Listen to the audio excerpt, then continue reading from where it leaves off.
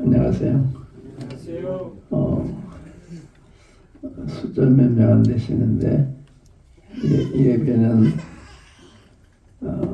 참 되게 감동이 되는, 또 주님도 굉장히 기뻐하셨을 거라 이런 생각이 돼요. 여러분이 주님을 경외하고 주님이 존귀하심을 아시고 이렇게 주님 앞에 예배드리는 걸 보면서 참 훌륭한 모임이구나, 훌륭한 성도들이구나 이런 생각을 했습니다.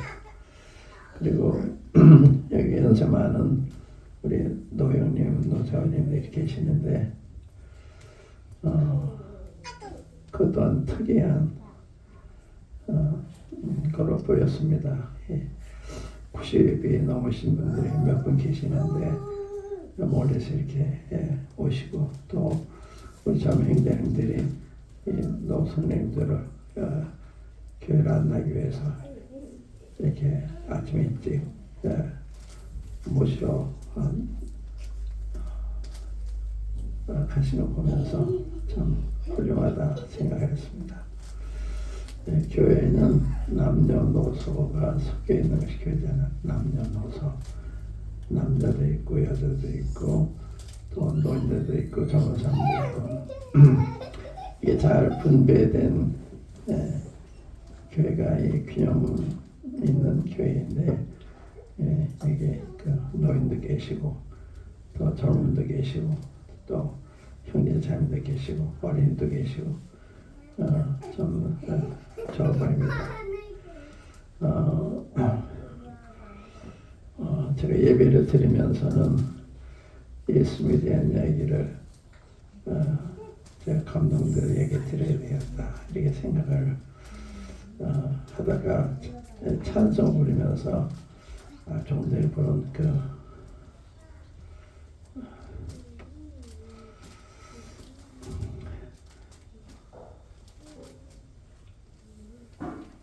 내가 매일 기쁘게 순례길을 행하면 주의 화인하라는 마음이요. 그 다음에 이제 내가 주의 큰 복을 받는 참된 비결은 주의 영이 함께합니다. 성령이 계시네. 할렐루야. 함께 하시네. 좁은 길을 걸으며 밤낮 기뻐하는 것 주의 영이 함께합니다. 두 주제가 함께 중요한 것도 같은 거라고 할 수가 있어요. 성령님은 주님이 떠나시면서 우리 보내주신 분이잖아요. 주님의 대리자라고 할 수가 있죠. 하나님 하면 하나님 아버지, 하나님 아들, 하나님 성령, 이 세 분이 하나님이 이루고 있는데 세 분 하신 일이 다 달라요. 하나님 우리의 구원을 예비하시고, 주님은 십자가에서 돌아오고 구원을 이루시고, 성령님은 구원을 우리에게 이루게 하셔서 우리가 거듭날 때도 성령으로 거듭나요. 구원받은 성령이 우리 안에 들어오심으로 되는 거잖아요. 그 다음에 우리가 변화된 것도 성령 때문이고, 교회가 다른 단체와 다른 것도 성령이 계시기 때문이기 때문에 성령이 얼마나 중요한 건가요? 성령님은 자기를 얘기하는 분이 아니라 주님을 우리한테 얘기해 주시는, 주님 어떠한 분인지, 얼마나 높으시고 존귀한 분인지 이걸 얘기하는 성령님의 역사거든요. 이걸 우리가 줄도 아는 거, 성령이 그때 깨닫는 게 다 성령님 역사죠. 주님 떠나시면서 제자들한테 아버지 약속하신 것을 받기까지 예수 떠나지 말아라 그렇게 하셨거든요. 그러니까 성령이 오셔야만 제자들이 제자의 구실을 할 수가 있기 때문에 전도도 해야 되고 교회도 형성해야 되고, 이게 다 성령님 역사예요. 이렇게 성령이 중요한데 사도행전 1장에 보면은 성령님을 기다리라. 성령 오시면 너희가 권능을 받고 예루살렘과 온 유대와 사마리아 땅까지 이런 내 증인이 되리라. 그 얘기만 씩 떠나셨어요. 교회를 세우실 계획이 있으셨는데 교회에 대한 구체적인 이야기 안 하셨어요. 성령이 오시면 성령이 하실 거라고 암시하신 거죠. 성령이 오셔서 제자를 구원하시고 사도의 가치를 받는 일에 힘쓰고 서로 교제하는 일에 힘쓰고 어떤 것도 기도합니다. 힘쓸 때 집사가 필요하니까 주님이 6사람의 집사 주시잖아요. 또 장로가 필요하니까 장로도 세우시잖아요. 그게 다 성령님의 역사이기 때문에 내 삶에 성령님이 빠지면 문제가 되는 거예요. 교회에서 성령님의 역사가 빠지면 문제가 되는 거예요. 그러니까 초대교회, 현대교회 차이가 성령이 역사하시느냐 안 하느냐 이게 차이가 있는 거거든요. 그래서 성령님이 왜 우리한테 필요한지 성령님이 우리 역사하시면 어떤 역사를 하시는 건지 그런 걸 좀 살펴보겠습니다. 사도행전 1장 한번 열어보세요. 사도행전 19장 한번 열어보겠습니다. 사도행전 19장.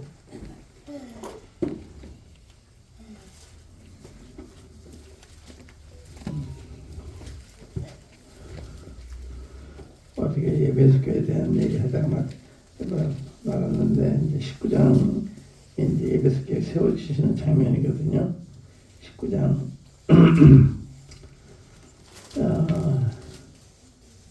1절부터 보시면 한번 읽겠습니다. 사도행전 19장 1절부터 바울로가 고린도에 있을 때 바울이 윗지방으로 다녀 에베소에 와서 어떤 제자들을 만나 가로되 이 제자들 요한의 제자들이야. 어떤 제자들을 만나 가로되 너희가 믿을 때 성령을 받았느냐 가로되 아니라 우리는 성령의 숨도 듣지 못하였느라. 여기 너희가 믿을 성령을 받았느냐 왜 이런 질문을 했냐. 지금 그 사도 바울이 에베소 그 요한의 제자까지 가셨을 때 느껴지는 게 있었던 게 성령님이 안 계신 것 같은 거예요. 너희 믿어 성령 받아 이런 질문한 거예요. 그러니까 사도 바울이나 바나바나 노예에게 와서 보령교회에서 성령님을 역사를 느끼게 되는 거예요. 성령이 계시면 여기 언어도 다르고 예배드리는 것도 다르고 교제하는 것도 다 다르거든요. 성령이 빠진 교제, 성령이 빠진 성경 공부는 다른 거예요. 그러니까 이제 딱 보고서 성령 받았나 의문이 있어서 질문한 거예요. 그래서 성령이 계신 걸 모른다. 그래서 너희 무슨 세례 받았냐? 그거 읽어볼게요. 바울이 가르쳐 그러면 너희가 무슨 세례를 받았느냐? 대답하되 요한의 세례로라. 바울이 가르쳐 요한이 회개 세례를 베풀며 백성에게 말하되 내 뒤에 오시는 이를 믿으라 하였으니 이는 곧 예수 하거늘. 이 처음 듣는 거예요. 예수 믿으니 저희가 듣고 주 예수의 이름으로 세례를 받으니 바울이 그들에게 안수하며 성령이 그들에게 임하심으로 방언도 하고 예언도 하니 모두 12사람 세더라. 성령이 임했잖아요. 예수님 믿으면 성령이 우리 가운데 내 안에 임하시고 또 우리 가운데 계시는 거예요. 그게 특징이에요.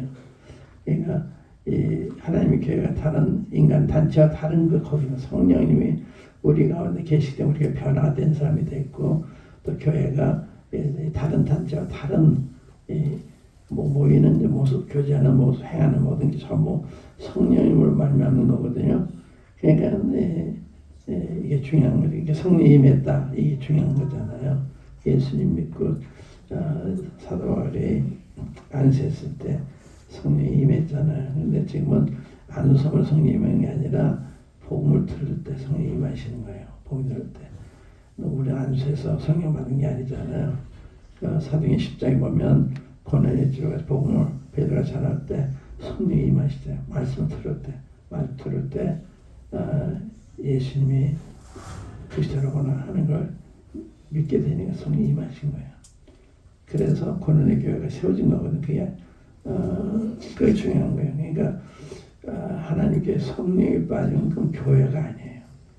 또 그리스도인에게 성령이 거듭나지 않으면 성령이 그 안에 안 계시면 그리스도인이 아니에요. 로마서 8장 9절에 누구든지 그리스도의 영이 없으면 그리스도의 사람이 아니라. 그러니까 그리스도의 영이 없으면 크리스찬이 아니에요. 크리스찬이 아니면 교회 나오느냐 안 나오느냐, 만찬에 참여하냐, 거기 있는 게 아니에요. 침례 받았냐 안 받냐, 거기 있는 게 아니에요. 성령이 그 안에 계셔야만 크리스찬이에요. 그래야만 침례도 주는 거예요. 무슨 말인지 아시겠어요? 그러니까 이 성령님이 안 계시면 안 되는 거예요. 우리 개인도 그렇고 우리 구원이 안 되니까. 구원은 성령이 임하심으로 이루어지는 거거든요. 누구든지 그리스도의 영이 그리스도의 사람이 아니라 로마서 8장 9절 그렇게 돼 있어요. 그 다음에 고린도후서 10장에 보면 사도 바울이 고린도 교회한테 질문해요. 너희가 믿음에 있는가? 너희 자신을 시험하고 너희 자신을 확증하라. 예수 그리스도께서 너희 안에 계신 너희가 스스로 알지 못하냐? 그렇지 않으면 버려온 자다 그러잖아요. 그러니까 성령이 있는지 없는지 검토해보는 거야. 너희가 믿음에 있는가? 너희 자신을 시험하고 확증하라. 우리 구원은 어떤 사람들은 하나님만 아는 거죠. 아니에요. 시험에 붙이고 확증이 돼야 되는 거예요. 여러분들이 살았는지 죽었는지 왜 몰라요? 호흡하는 걸 보면 알죠. 그러니까 사람이 살았냐 죽었냐 하는 것이 구원 받았냐 안 받았냐 이걸 말하는 거예요. 그러니까 산 사람 죽은 사람은 누구나 알 수 있는 거죠. 사람 보면 호흡을 하지 않으면 죽은 사람이죠. 움직이지 않으면 죽은 사람이죠. 그러니까 그런 것처럼 우리 구원도 확실합니다. 구원 받은 사람이냐 안 받지 않은 것은 밤과 낮이 다르듯이 다른 거예요. 살았냐 죽었냐 생명이 있느냐 호흡이 끝쳤냐 이런 거거든요. 성령이 임하시면 됐는데 그럼 왜 주님께서 부활하신 다음에 성령이 임하실 때가 기다려 그러셨느냐, 이게 중요한 문제입니다. 우리 사도행전 1장 한번 열어보세요. 사도행전 1장에 시작입니다. 기독교의 시작.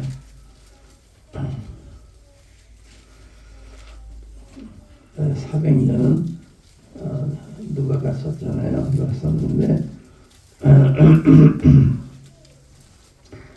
그 복음서는 그 예수님이 언행, 예수님이 말씀한 거 행하신 게 기록된 게 복음서라면 사도행전은 사도들이 성령을 통해서 행하는 거, 그게 사도행전이에요. 그러니까 성령의 역사, 교회의 역사 이런 걸 의미하는 거죠. 한번 읽어보겠습니다. 1절부터 더빌러여 내가 먼저 쓴 글에는 무릇 예수의 행하시며 가르치기를 시작하신부터 그의 택하시는 사도들에게 성령으로 명하시고 승천하신 날까지 이를 기록하였노라. 이게 누가복음 내용이에요. 해받은 후에 또한 저에게 확실한 많은 증거로 친히 사심을 나타내사 40일 동안 저희에게 보이시며 하나님의 나라의 일을 말씀하시니라. 제가 옛날 성경을 읽죠. 저 새로 번역된 거 좀 제가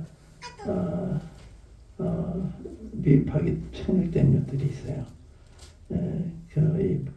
번역이 된 게 말되는 게 와짜리 오짜타자 그러잖아요. 예를 들면 제가 성경에 우고하다, 유하다 이런 말이 있어요. 우고하는 건 잠식하는 거거든요. 유하는 거기에 자리 잡는 것이고, 예를 들면 나오미가 베드레헴에 흉년이 되니까 모압으로 우고하러 가서 잠시 흉년이 되는 그쪽에 가서 피했다가 놀려고 갔는데 10년 동안 주저앉아서 그래 유한 거예요. 우고하러 갔다고 유한 거. 그게 구별이 잘 안 돼 있어요. 요즘 성경에는 뭐 그런 등등 그래서 제가 이걸 읽어요. 여러분들 여기 세번역 성이 없어 있는 게 아니라 이게 더 좋으니까 그러니까 이해해 주시고 여기 이제 그 3절에 저에게 확실한 많은 증거로 친히 사심을 나타내사 40일 동안 저희에게 그들에게 보이시며 하나님 나라의 일을 말씀하시니라.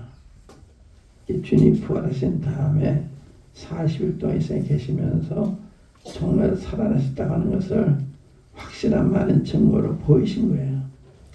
주님 부활하신 금방 하나 가신 게 아니라 40일 동안 한 달 열흘 동안 이 땅에 계시면서 제자한테 확실하게 주님의 사랑을 보이신 거예요.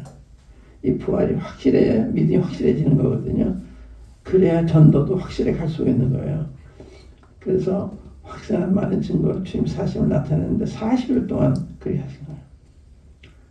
이 사도행전은 이 부활이 중요하고 성령이 중요해요. 왜냐하면 전하는 게 부활하신 주님을 전하는 게 아니에요. 그러니까 주님이 죽으시면 전하면 안 돼요. 주님 부활하신 거. 그래 고린도전서에도 내가 너에게 복음을 알게 하느니 그러고 그리스도께서 성경대로 우리 죄를 위해 죽으셔 지난바 되었다가 성경대에서 다시 살아나서 이 성경대로 그러니까 이 부활을 복음을 전할 때 십자가 먼저 만들고 부활까지 전해야 돼. 부활까지 이 주님 다시 살아나셨다. 이게 하나님이 예수님이 우리 죄를 담당하셨다는 것을 증거하신 거예요. 죄 삭은 사망이기 때문에 주님 부활 죄 담당 죄를 다 속하지 못하면 부활하실 수가 없는 거예요. 다 담당하시기 때문에 주님 부활로 증거하신 거예요. 또 하늘로 높이시고 또 성령을 보내심으로 증명하신 이게 전부 중요한 일들입니다. 주님의 십자가의 그 죽으심이 하나님이 인정하셨다. 그 구속을 인정하셨다는 증거가 돼. 그래서 부활하신 거고 그게 성령을 우리에게 보내신 거거든요. 그래서 우리가 이 부활을 증거하는 게 부활이 중요한 거예요. 근데 이게 첫 번째고 두 번째 뭐냐? 사도는 사도와 같이 모이사 나 이게 참 감동이 되더라고요. 주님이 부활하신 다음에 이제 다른 분이야. 이 십자가에 못 박힐 때까지는 주님은 우리 죄를 대신해서 오셨기 때문에 죄인처럼 아무 말도 안 하세요. 우리 대신하셔야 되니까. 뺨을 쳐도 가만히 계시잖아요. 침을 뱉어도 가만히 계시잖아요. 십자가에 못 박아도 가만히 계시잖아요. 왜냐면 우리가 당하는 것 중에 대신 당하셔야 되니까. 도장 끌려가는 양같이 그 입을 열지 않았다. 주님이 그래서 가만히 계신 거예요. 말씀 한 발만 다 죽을 수가 있는데 가만히 계세요. 이게 놀라운 겁니다. 주님이 나는 마음의 온유가 겸손하다 하는 것은 그걸 의미하는 거예요. 하나님의 뜻에 끝까지 순복하시는 하나님 말씀에 순복하시는 변명하지 않으시고 그냥 말씀 안 하신 거예요.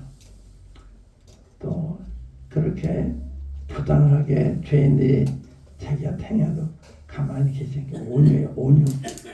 온유는 남이 나한테 참 부당한 일 해도 참아주시고 받아주시고 그게 온유예요. 우리 주님은 겸손하다, 온유하다. 또 우리가 겸손이 뭐냐 그런 걸 의미하는 거예요.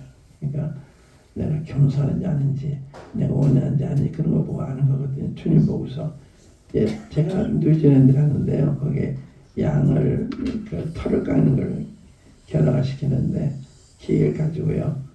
양을 이렇게 털을 깎는데 양이 죽은 집에서 좀 가만히 있어요.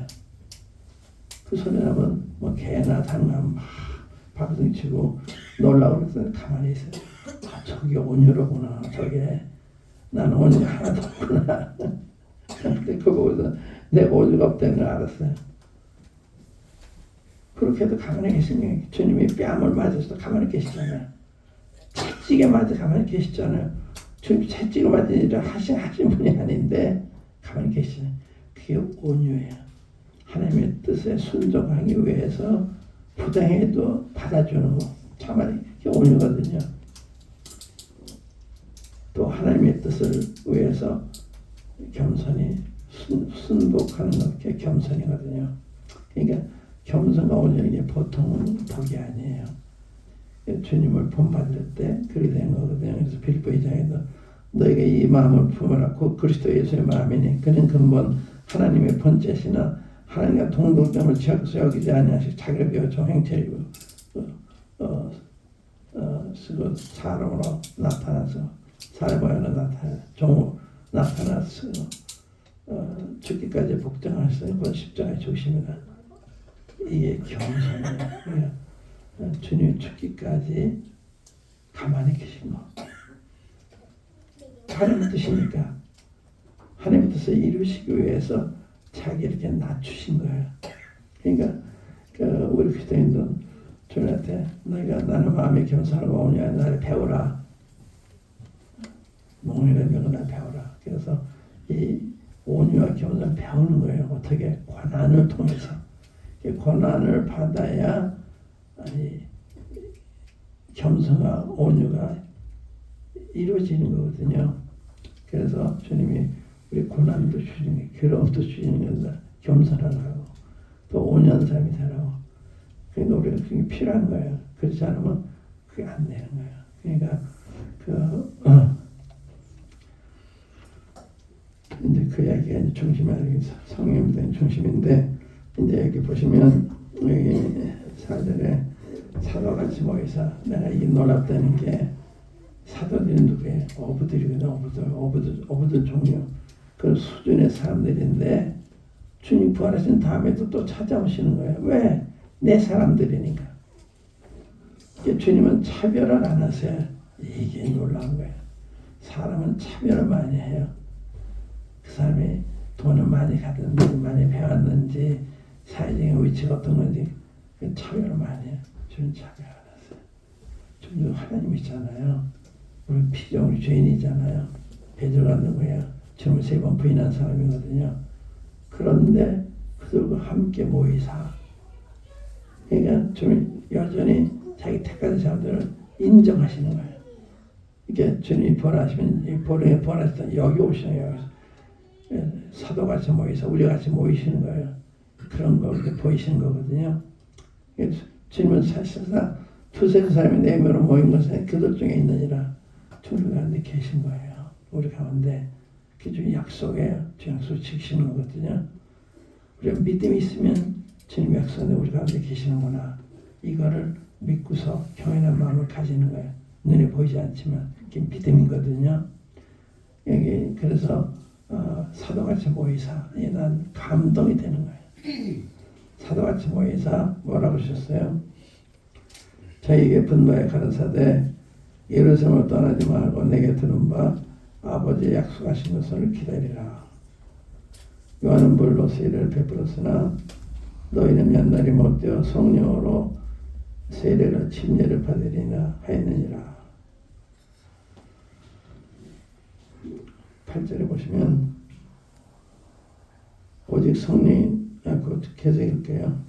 또 6절 보시면 저희가 모였을 때 예수께 묻자와 가라되 주께서 이스라엘 나라를 회복하심이 이때니까 가라사대 때와 기한은 아버지께서 자기 권한 주셨으니 너희 알 바 아니요 오직 성령이 너에게 오시면 너희가 권능을 받고 예루살렘과 온 유대와 사마리아 땅에 내 증인이다. 여기 잘 보세요.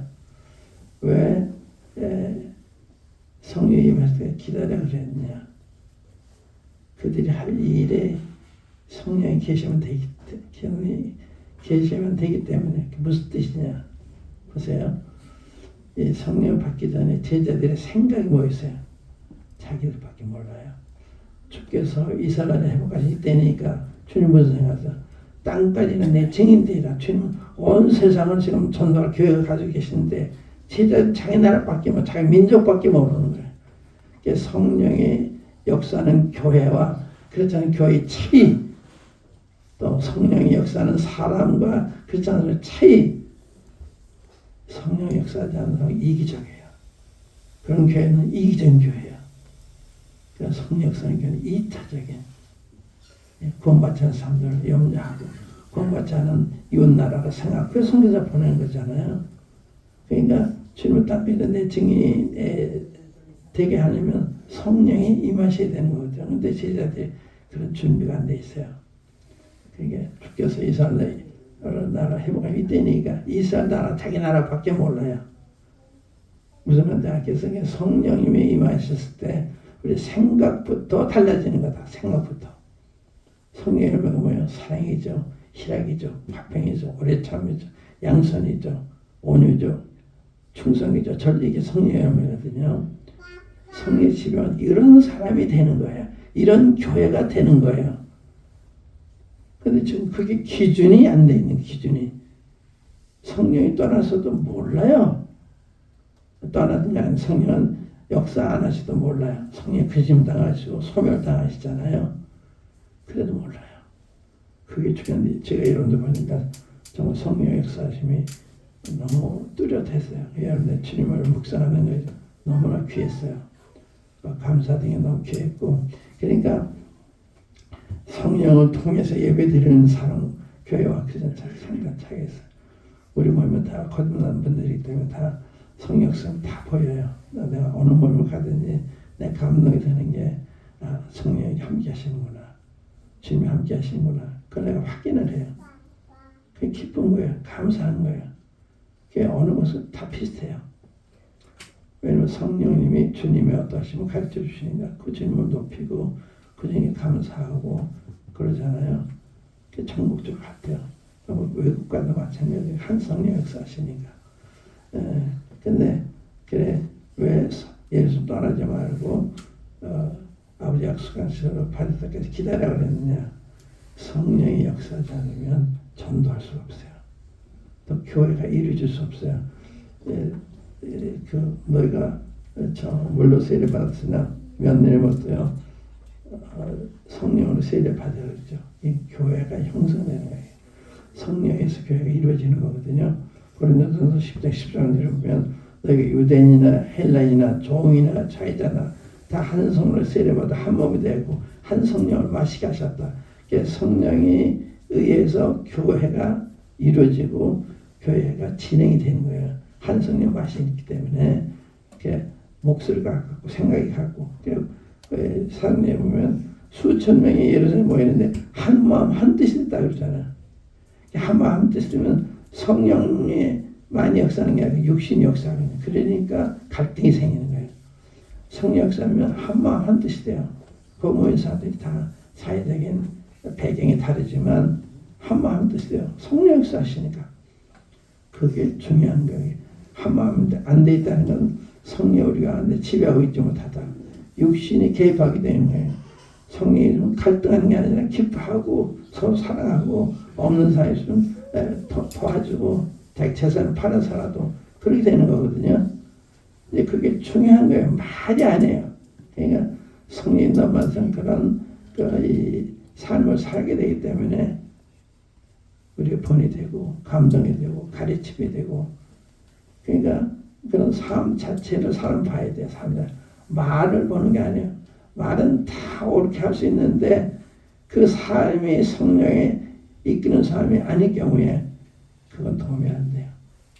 그러니까 여러분이나 저나 성령의 이끌림을 받는 삶을 사는 게 중요하다 이거죠. 그래서 성령을 쫓아 행하라. 그러면 육체 욕심이 이루지 않는다. 그냥 성령이냐 육신이냐 이렇게 되는 거예요. 그러니까 이 성령이 인도함 받는 교회인지 육신이 작용하는 교회인지 항상 성령이 중심이 돼야 되는 거거든요. 성령이 중심이 된다는 말은 주님이 중심이 된다는 걸 의미하는 거예요. 그러니까 주님은 땅까지 이르러 영혼을 구원하려고 그러시는데 이 제자들은 성령 받기 전이기 때문에 주께서 이스라엘 나라 회복하심이 되니까 자기 나라밖에 모르는 거예요. 제 얘기 아시겠어요? 성령이 왜 임할 때가 기다려 주셨느냐?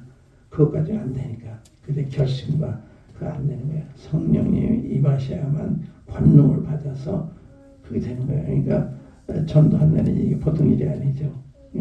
성령이 역사할 때 가능한 거거든요. 그래서 성령이 이렇게 중요하다는 얘기 할게요. 그래서 이제 2장에 보면 2장 사도행전 2장에 보시면 그래서 이 사도행전 보면요. 아까 예루살렘과 온 유대와 사마리아 땅까지는 증인이 되라는데 그대로 전개가 됐어요. 사도행전 보면 1장부터 7장까지는 예루살렘에서 또 8장부터 19장까지는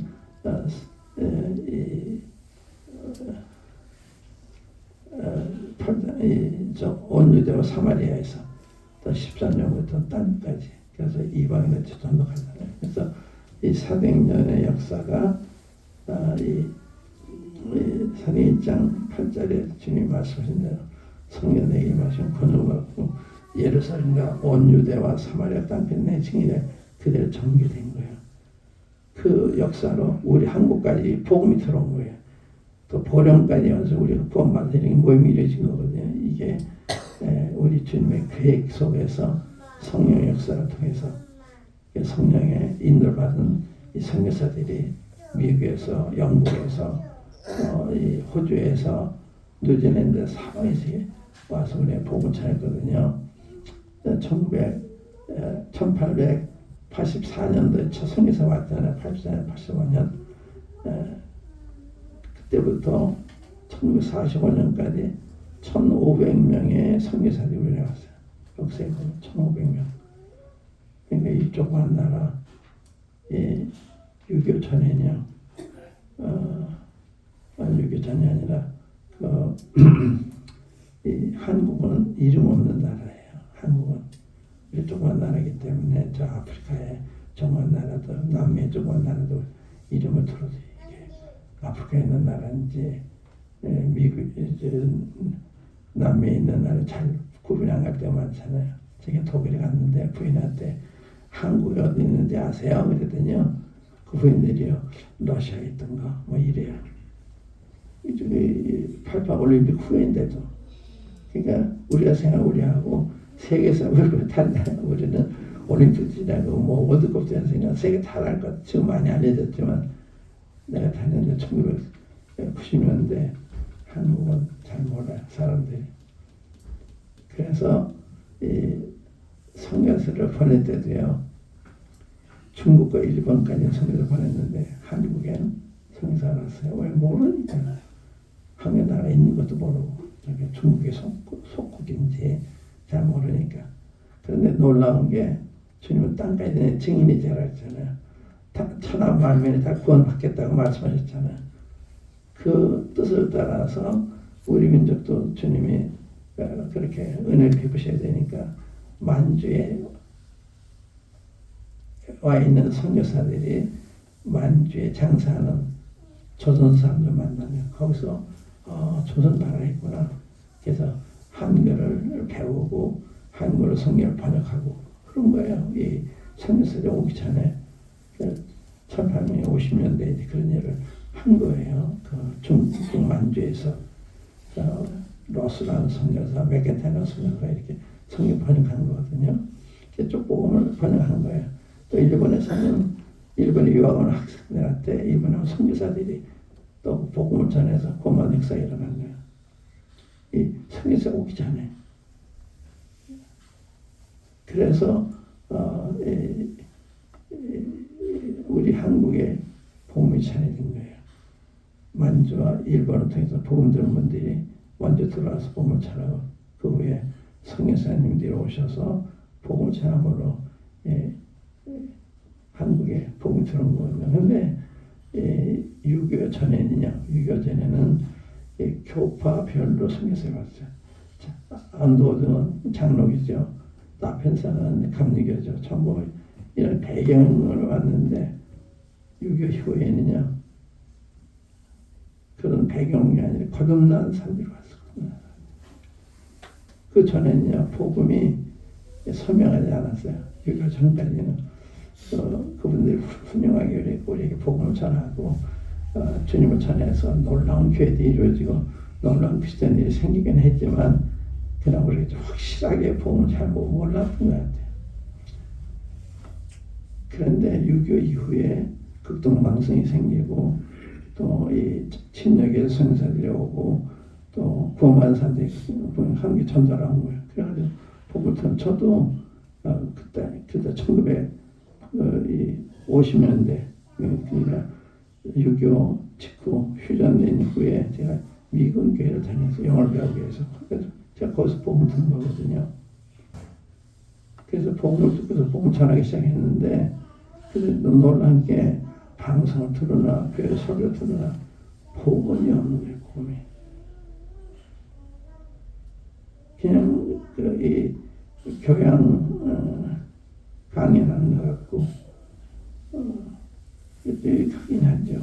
그러나 복음을 전하는 게 아니기 때문에 저는 미군 교회 가서 미군 병사한테 전도받기 전에 구원이 뭔지 거듭나기 뭐 전혀 몰라. 그런 얘기는 안 하니까 거의 교회가 그런 얘기 안 했어요. 구원 이야기, 거듭나는 이야기, 하나라 지옥 별로 안 했어요. 그러니까 전반적으로 몰랐죠. 근데 여기 이후에 전쟁을 통해서 우리 한국을 주님 알리셨고 또 이 전쟁을 통해서 이렇게 전쟁 피난민들이 고생하는 걸 보고서 한국에 동정심을 가지게 돼요. 그래서 온 거예요. 우리 제임스 형제님도 그 이후에 이제 오신 거잖아요. 1962년도에 오셨어요. 그분은. 저는 1959년도에 주님 알게 됐고요. 그러니까 이렇게 해서 그 복음의 한국에 들어왔고 전해졌는데 이게 사명이 지금 계획 속에 있는 거잖아요. 땅까지 아브라함한테도 땅의 모든 족속이 너로 인해서 복을 받을 거다. 네 자손을 통해 천하 만민이 복을. 그러니까 하나님의 계획은 전 인류가 계획이에요. 그러니까 전 인류 구원하시고 하셔서 아브라함한테 주님이 그 아브라함의 자손이잖아요. 주님 보내시기 약속이에요. 주님 오셨잖아요. 마태복음에 아브라함과 다윗 자손 예수 그리스도의 세계라. 그 족보예요. 그러니까 그 한 구절의 말씀에 구약 성경이 성취된 걸 보는 거예요. 아, 과연 약속한 대로 아브라함의 자손이 주님 오셨구나. 또 다윗을 통해서 이 나라를 통치할 분으로 주님이 오셨구나. 그래서 주님이 유대인의 왕으로 오셨다고 그러잖아요. 근데 그들이 거절해서 그 왕국이 지금까지 지연이 되고 있는 건데, 그게 중요한 건 지금 성령이 임하시기 전에는 제자들이 전도할 수 있는 걸 마음의 준비가 되지 않은 거예요. 그 생각이 안 나니까. 생각도 할 수 없잖아요. 근데 성령이 임하시니까 이 달라지는 거예요. 그래서 땅끝까지 가잖아요. 그러니까 이것이 성령의 역사로 되어진 거다. 그래, 우리나라에 이렇게 복음 전하는 것도 성령께서 선교사님들의 마음에 감동을 주셔서 우리나라에 왔거든요. 우리나라 온 사람들이 얼마나 많은 고생을 했는지 아마 여러분들이 그 교회 역사를 좀 공부하시면 참 선교사님들 고생 많이 하셨구나. 처자들이 향토병에 걸려서 죽어가도 그래도 그냥 여기서 일해요.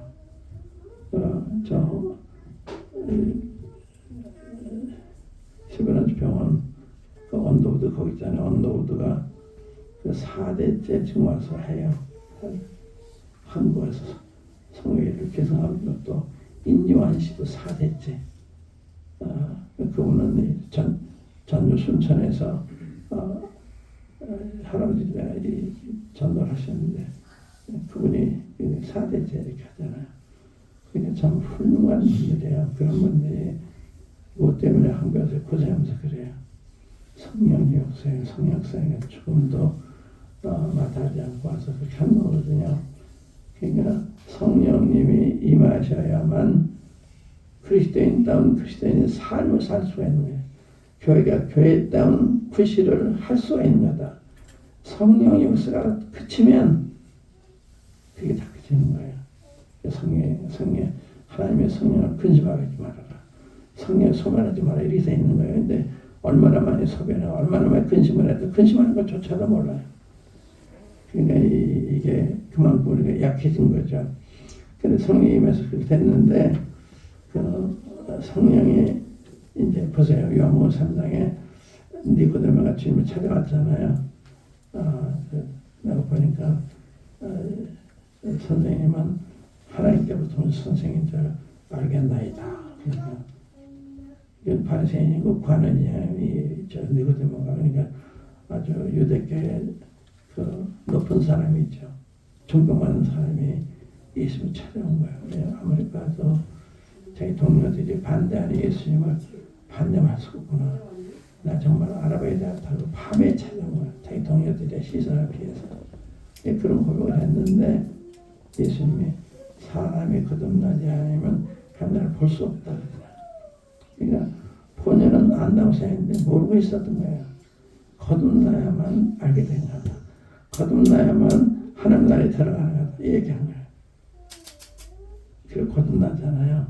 그래서 니고데모 보면 요한복음 19장 20장에 보면 이 19장에 보면 주님 십자가 못 박히실 때 아리마대우스 간 게 빌라도한테 가서 시체를 사다고 시체에 향품을 바르고 그러잖아요. 밤에 어떤 사람이 이제 대낮에 공개적으로 예수님을 귀하게 여기는 제가 오늘 아주 그 읽으면서 사람은 죽은 후가 참 중요하구나.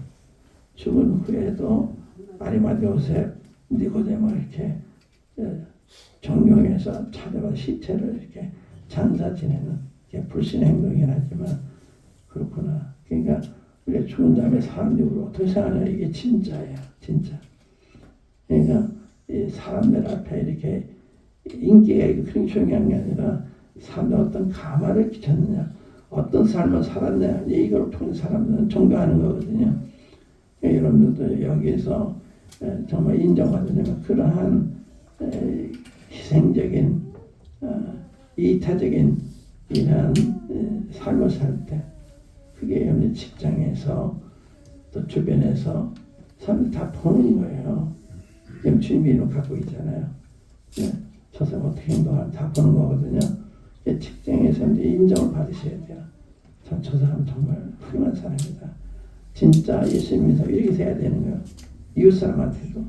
그러니까 이 저쪽에 있을 때 이웃 사람들이 방해하다가 주님이 징계해서 돌아가시니까 저 교회에 건드리면 안 된다. 주의사들을 알아가지고 아무 불편한 사람 없었다는 얘기 들었거든요. 그게 참 제자라, 참 제자, 참 교회라. 살아계 하나님이 보이신 거예요. 그러니까 그것이 주님 함께 하신 증거거든요. 그러니까 담대한 거예요. 우리 그 김동훈님이 참 담대하게 좀 수련하고 그러시더라고요. 그러니까 그런 믿음의 여러분들이 이렇게 본받아가지고 이렇게 오셨는데 참 훌륭한 분이 제가 일단 많이 몰라요. 그때 한번 와서 이렇게 해주시면서 이런 분이시구나. 내가 이걸 알았는데 돌아가실 때 그런 주님에 대한 사랑을 나타내고 돌아가시잖아요. 후대들을 상하면서 그래서 성령님의 역사다. 그래서 성령이 통해서 구원을 받고 성령을 통해서 교회가 전도도 하고 선교도 하고 이렇게 끝나면 중단되면 전도가 중단되면 안 돼요. 선교가 중단되면 안 되는 것도 성령 역사하면 전도자들이 계속 전도하는 거예요. 또 선교사가 또 파송이 되는 거예요. 그러니까 이제 이런 것이 성령 역사의 증거거든요. 제가 구원받을 때는요, 구원받은 전부 일꾼들이 되세요. 주님이 사는 거에 다른 게 없는 거예요. 그 누가 일꾼되라고 된 게 아니라 성령 역사니까 주님이 살기 위해서 헌신하는 거예요. 저도 그 당시에 구학하던 사람, 직장 가지고 학교 다녔는데 직장을 사직하고 제가 일을 걸은 거거든요.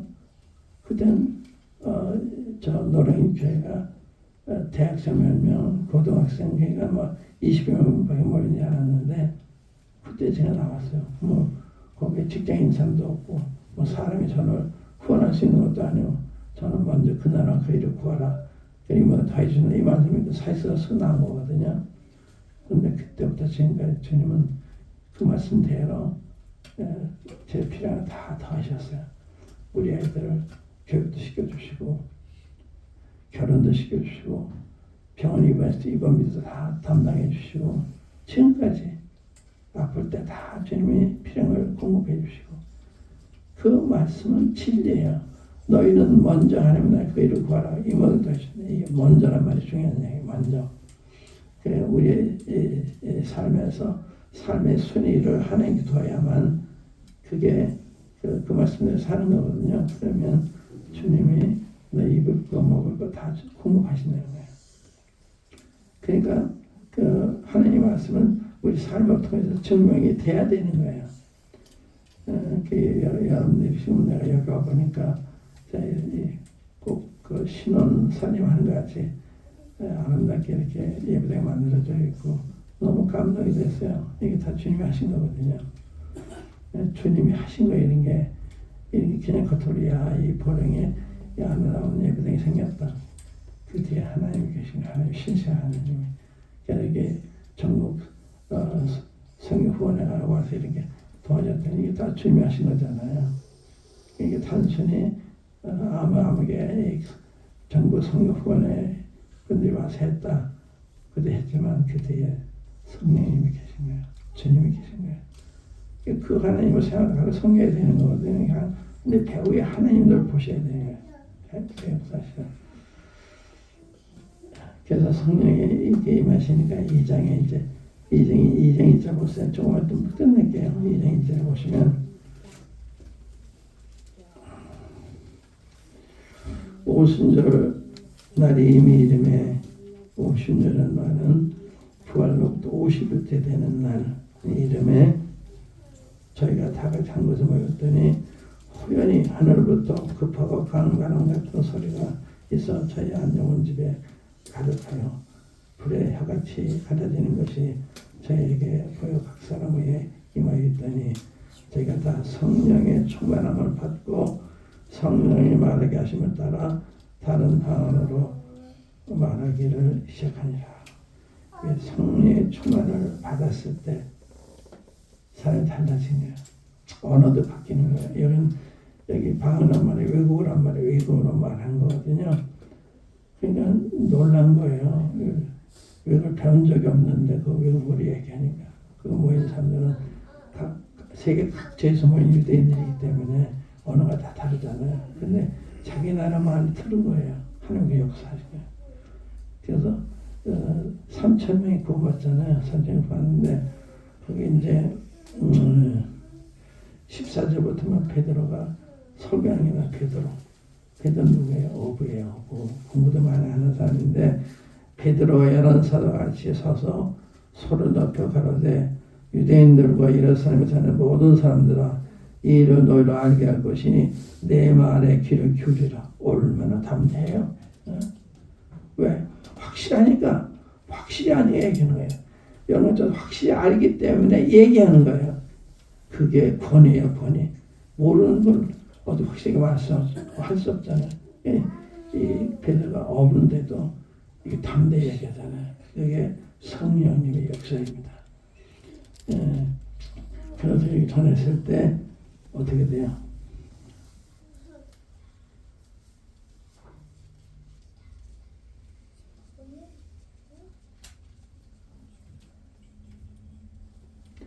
(36절부터 36절) 보시면 거기 다 읽어보세요. 14절 우리 베드로가 어떤 말을 전개한다. 놀라운 말을 전개했어요. 예수님에 대해서 예수님 죽으심, 부활, 승천 이 놀라운 얘기를 하신 거예요. 또 성령 오심에 대한 것까지 여기 30절을 보면 그게 결론이죠. 그런즉 이제는 온 집이 정령할지니 반드시 할지니 너희가 십자가에 못 박은 너희라고 생각 거기 있는 사람들 너희 십자가에 못 박은 예수를 하나님이 주와 그리스도가 되게 하셨느니라. 굉장한 얘기죠. 당신들이 몰라서 그냥 했지만 십자가에 못 박은 분을 하나님이 살리셔서 주와 그리스도가 되게 하셨다. 그러니까 저희가 이 말을 듣고 마음에 찔려 이런 복음을 전하는 확실한 복음을 전하는 거 언제든지 우리 얘기하는 게 아니라 우리 지혜를 가지고 얘기하는 게 아니라 우리 주님이 우리 산 예수 이런 분이다 이걸 얘기되는 거거든요. 전도는 예수님 전하는 거예요. 그러니까 얘기했을 때 이건 너무 다른 분이잖아요. 그때 성령님이 역사하신 거예요. 우리 주님 얘기할 때. 그래서 거듭났는데 그때 그 41절에 보시면 40절인가요? 40절에 보면 또 여러 말로 확증하여 권하여 가로되 너희가 이 패악한 세대에서 구원을 받으라 하니 그 말을 받는 사람들은 세례를 받으며 이날의 제자 수가 3천이나 더 하더라. 여기 자리가 지금 많아요. 자꾸 넘치고 또 다 확정이 되거든요. 어떻게 하냐? 이 믿음이 있을 때. 믿음이 일어나요. 그러니까 여러분의 믿음이 있으면 성령이 역사하는 거예요. 믿음이 없으면 지금 역사를 안 하세요. 믿을 때 역사하시는 거거든요. 여기다 손을 놓으시고 마태복음 13장 마지막 절 보세요. 마태복음 13장 마지막 절 거기 보면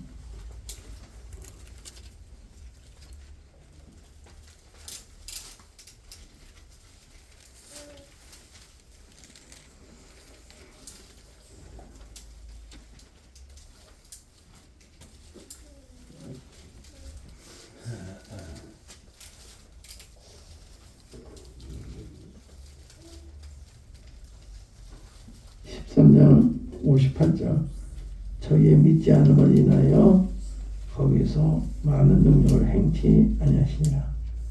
그러니까 믿음이 있는 곳이 역사하는 믿음이 없이 하나님 기쁘시 할 수 없다. 하나님께 나가다 하나님 계신 것과 그를 찾는 자들에게 상 주시는 임을 믿어야 할지니라. 그러니까 믿을 때 좀 역사하는 믿을 때 서울운동 집회에 대한 간증을 했죠. 믿을 때 좀 기적 행하시잖아요. 서로 성령을 들리게 하시고 서신의 버스 전부 우리 그 대회 그 포스터가 다 붙이고 그 어떻게 일어날 수 있어요? 성령님이 없어요. 성령이 있어요. 주님 의지하시면 주님이 이런 일 하게 하니 그건 주님이 하신 여러분을 통해서 믿는 자를 통해서 베드로를 통해서 3,000명이 구원받잖아요. 베드로가 누구예요?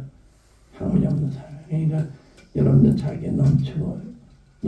그러니까 단순한 이제 믿는 게 필요해요. 믿는 게. 믿음이 없이는 안 돼요.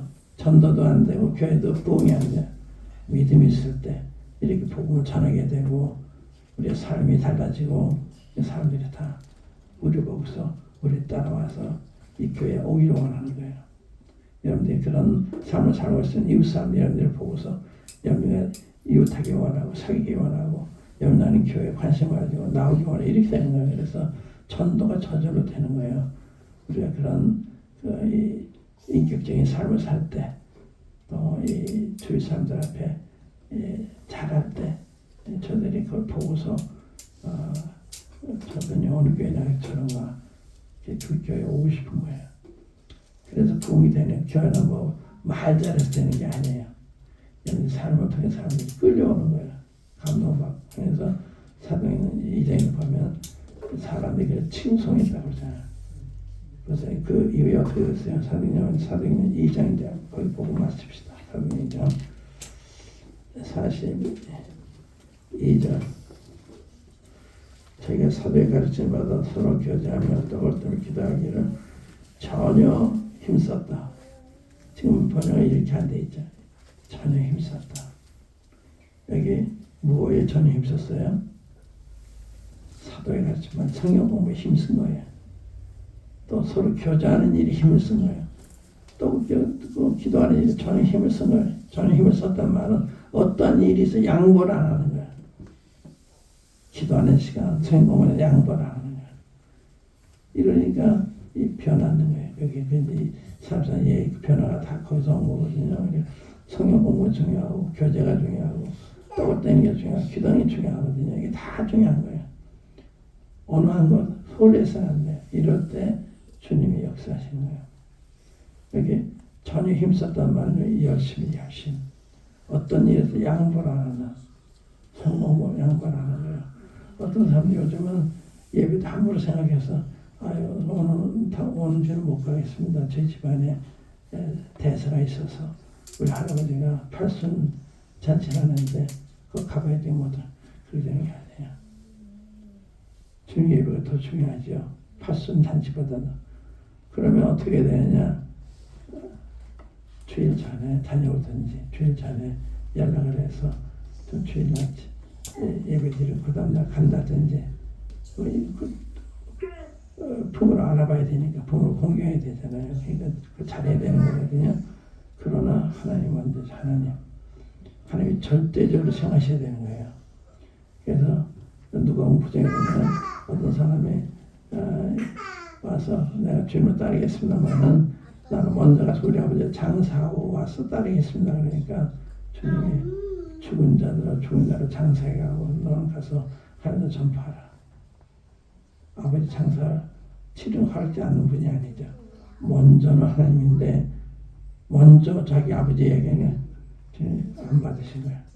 또 두 번째 사람은 내가 주님을 따르겠습니다만은 나는 먼저 가서 가족들에게 작별 인사와 따르겠습니다. 그러니까 손에 쟁기를 잡고 뒤를 돌아보는 게 합당치 않다. 그렇잖아요. 먼저 항상 하는 거예요. 그러니까 여러분들이 교회 이런 성경 공부라든지 기도라든지 이게 먼저 와야 되네요. 이걸 희생하고서 집안일에 간다. 그건 안 되는 거죠. 그건 다 하고서 가고 못 갔다는 양해를 구하고 또 그때는 미안하다고 그러고 이렇게 하고 해야 그게 전혀 힘썼다는 이야기예요. 살을 같이 맺어요. 교제는 또 뭐예요? 교제는 단순한 악수하는 게 교제가 아니거든요. 어려운 성도가 있으면 내 밭을 팔아서 땅을 파서 도와주는 이게 그렇게 하라고 가르치지 않았는데 그렇게 하다가 왜 사랑이 생기니까 어려운 사람이니까 내가 나누고 싶은 거예요. 그게 교제예요, 교제. 그래서 땅에서 팔아서 가는데 나눠주니까 핍절한 사람이 그건 없었다. 그러니까 하나님의 교회는 그런 거예요. 그러니까 우리가 어려운 사람도 우리가 다 도와주는 거예요. 무슨 대학에 합격을 하는데 등록금이 없으면 그걸 도와줘야 돼. 우리 식구잖아요. 병이 들어서 입원했다. 입원이 위험이어서 교회에 더 도와줘야 되는 거예요.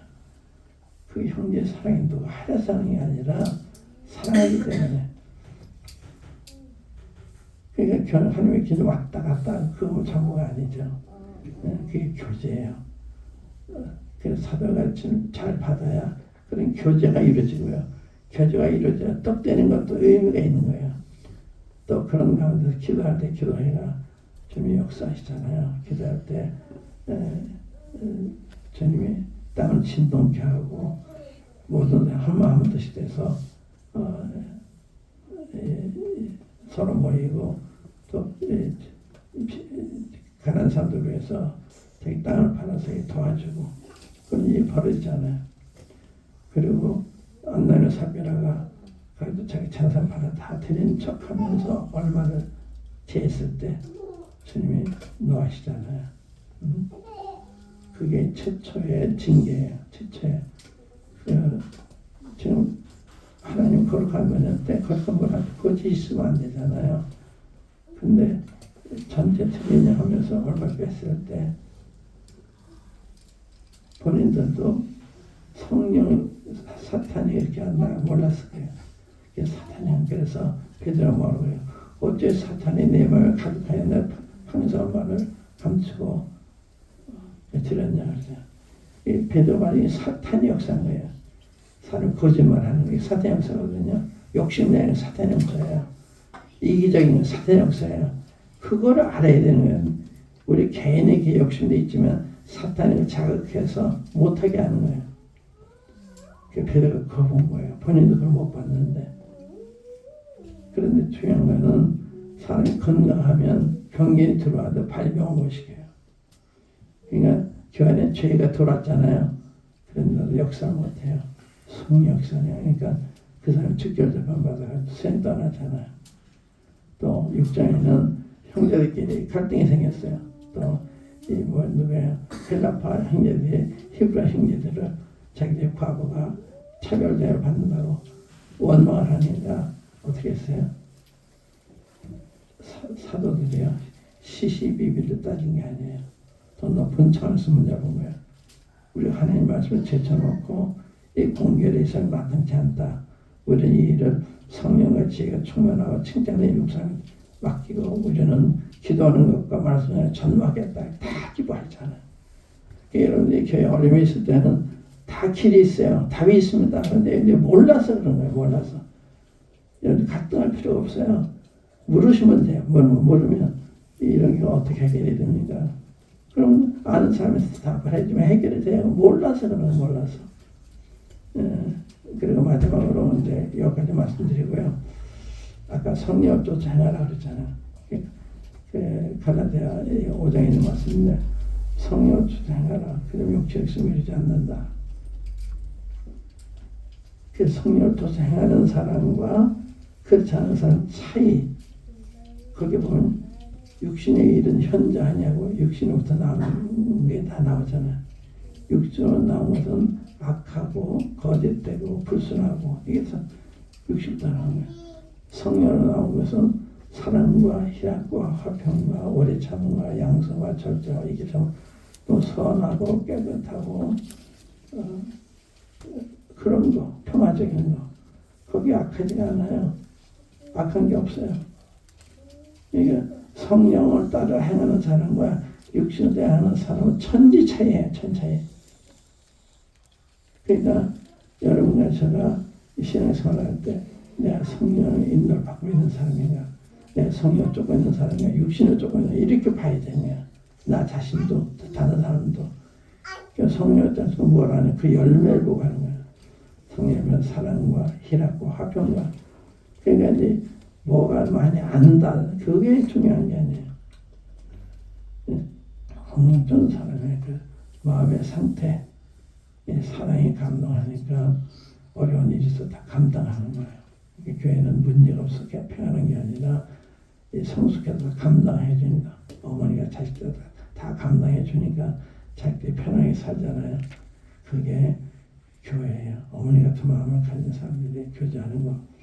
그러니까 그 성령을 쫓아 행하라. 그렇지 않으면 육정심을 이룬다. 여기에 관건이에요. 여러분들이 앞으로 성령을 쫓아 행하느냐, 그렇지 않으면 육신을 따라 행하는 게 되는 거예요. 항상 여러분 자신을 볼 때, 나를 볼 때 성령을 쫓아 행하는 건지 육신을 행하는 건지 그걸 분별이 필요한 거예요. 육신을 행하는 건 안 되잖아요. 성령을 쫓아 행해야 되기 때문에 그 차원에서 나를 보고 다른 사람 보고 교회를 봐야 되는 거거든요. 그게 굉장히 중요한 거예요. 그 말씀 보고 말씀 보여드릴게요. 갈라디아 5장 한번 열어보세요. 갈라디아서 5장.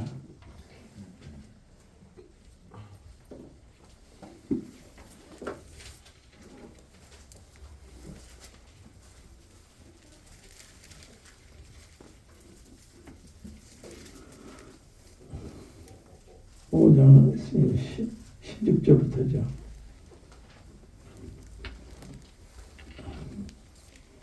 이 갈라디 교회는 다른 복음을 전하는 거짓 교사들이 들어왔잖아요. 그 관련해서 교훈하는 이야기 중에 이야기를 하는 거예요. 16절에 내가 이르노니 너희는 성령을 쫓아 행하라. 그리하면 육체의 욕심을 이루지 아니하리라. 육체가 작용을 못하는 게 성령 역사면, 육체의 소욕은 성령을 거스리고 성령의 소욕은 육체를 거스르나니 이 둘이 서로 대적하므로 너희의 원하는 것을 하지 못하게 하려 함이니라. 너희가 만일 성령의 인도하신 바가 되면 율법이지 아니하리라. 육체의 일은 현저하니 뚜렷하는 거예요. 곧 음행과 더러운 것과 호색과 우상 숭배와 술수와 원수를 맺는 것과 분쟁과 시기와 분냄과 당짓는 것과 불의함과 이단과 투기와 술 취함과 방탕함과 또 그와 같은 것들이라. 전에 너에게 경계한 것 같이 경계하노니 이런 일을 하는 이 자들은 하나님의 나라의 하나님 나라를 유업으로 받지 못할 것이요. 그러니까 그런 일에 한 번 행했다고 뭐 그런 뜻이 아니라 습관적으로 한다는 권반 사람이 아니다 이거예요. 그러니까 하나님 유업을 받지 못한다. 권반 사람은 거룩이나 사랑이나 이런 게 특징이지. 그러고 다른 사람은 저런 게 특징이라고 해요. 그러니까 그런 사람 못 간다 이거예요. 그 다음에 오직 성령의 열매는 사랑과 희락과 화평과 오래 참음과 자비와 양성과 충성과 오온과 절제니 이 같은 것을 건질 법이 없는. 너무 다르잖아요. 성령의 열매와 육체의 일이 너무 다르잖아요. 이걸 보고서 내가 지금 성령을 쫓아 행하고 있는지 육신을 쫓아 행하는지 그걸 아는 거예요. 그걸 보고서 여러분들이 자신을 돌아보고 난 침묵을 지켜야 되겠다. 난 말하면 안 되겠다. 이래야 되는 거예요. 근데 육신이 있기 때문에 육신은 잘못하게 되거든요. 그래서 성령을 쫓아서 겸손하고 온유하고 사랑이 많고 평화적이고 선하고 양선이 선한 거거든요. 그러니까 너무 다른 거죠. 그래서 성령을 쫓아 행하라. 이게 우리 개인에게 교회에게 하는 명령이잖아요. 성령을 쫓아 행하는. 그렇지 않으면 육체의 욕심을 이루게 되나. 성령이나 육체나 성령을 따르고 있거나 육신을 따르고 있는 거예요. 둘 중에 하나예요. 중간 없어요. 그러니까 그런 차원에서 우리 자신 하나 봐야 되는 거다. 근데 지금 그걸 잃어버렸어요. 그러니까 그냥 우리 노력으로 좀 잘못해도 괜찮겠지 그런 게 아니에요. 잘못하면 잘못한 거예요. 그렇기 때문에 거기에 대한 그 대가가 오는 거죠. 이 아담과 하와 때 선을 알게 한 남의 시간 땅지 마라. 땅은 정령 죽는다. 어떻게 돼요? 땅은 죽잖아요. 하나님 말씀 거역하면 반드시 우리한테 그 복이 오는 거예요. 그렇기 때문에 하나님이 즉각질 안 하시죠. 오래 참으시니까 계속 그러면 주님 손을 대시는 거예요. 그러니까 성령을 쫓아 행하는 이런 게 굉장히 중요하다. 이 말씀을 아마 이 시간에 중요한 이야기입니다. 성령이 굉장히 중요한 분으로 우리에게 보내셨다. 우리를 하여금 교회를 형성하게 하시고 또 땅에 복음을 전하기 위해서 우리가 교회를 생활할 때도 성령의 역사가 있어야 성경 공부도 되어지고 기도에도 되어지고 예배도 되어지고 그러는 거다. 그리고 교회가 건강하면 문제가 있어도 다 흡수가 안 되고 문제가 안 된다. 근데 성령이 충만해지면 문제 아닌 거 문제를 삼을 수가 있어요. 그게 이 사탄이 육신을 통해서 역사하는 거거든요. 항상 그걸 경계하셔야 돼요. 기도하십시다. 항상 기도하시고 한번 마지막 기도하시면 고맙겠습니다.